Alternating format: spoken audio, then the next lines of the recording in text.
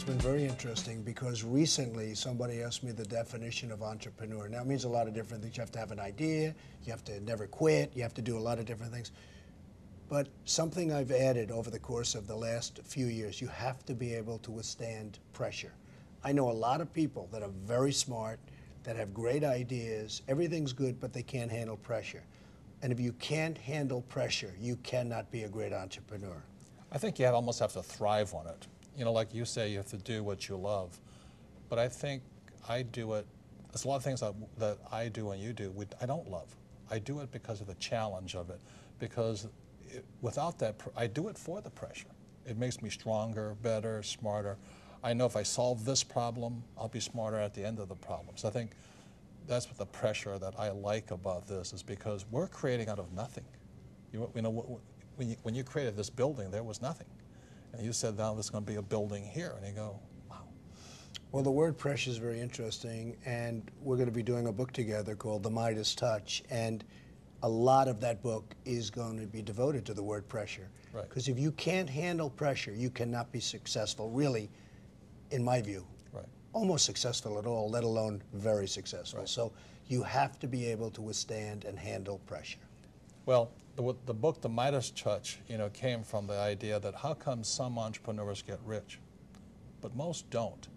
And what the book is about is what you do and what I do that gives the edge to whatever we do. Because there's a lot of authors, a lot of entrepreneurs, a lot of guys on television, a lot of guys in real estate.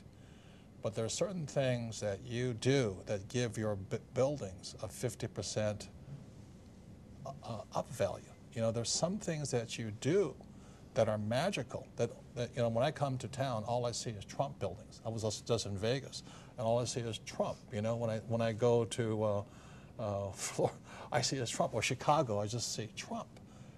And that's the magic of what the Midas Touch is about. There are certain things that you and I do that gives us the edge over the ordinary entrepreneur. For example, The Apprentice.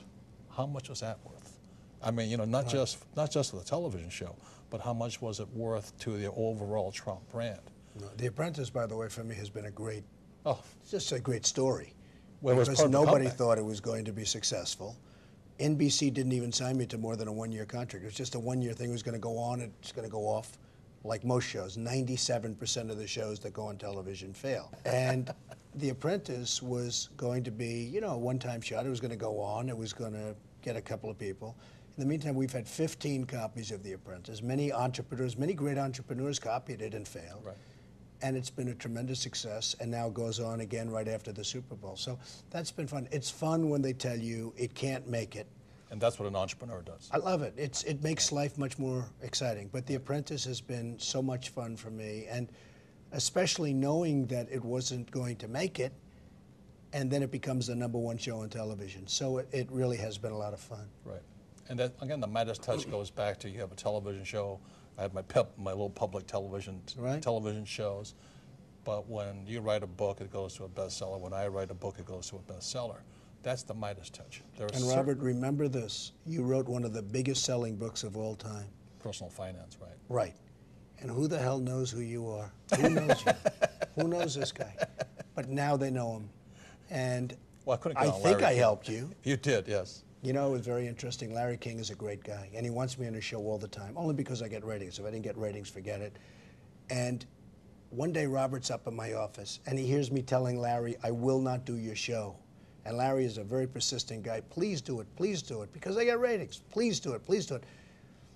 And that was the end. I said, I'm not doing it. And then Robert said to me, I've never been able to get on Larry King. I've never, ever, with this huge book, he's never been able to get on.